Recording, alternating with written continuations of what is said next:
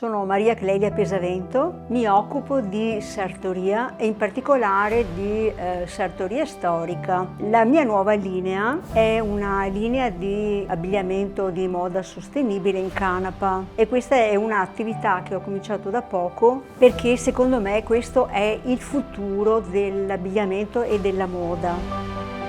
Questo corso che ho frequentato di maestro artigiano è stato particolarmente interessante, ha anche preso un settore molto ampio della formazione e dà sicuramente una marcia in più per quello che è tutta l'organizzazione aziendale.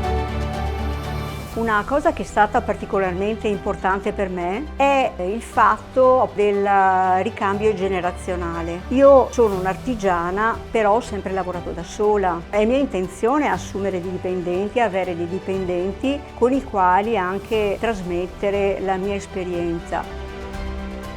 Sono molto contenta di aver fatto questo corso e anche i corsi precedenti con Confartigianato perché ho trovato un ambiente familiare, ha aiutato anche a uno scambio di idee e ha creato anche un'amicizia che è rimasta e quindi artigiani sempre sul pezzo.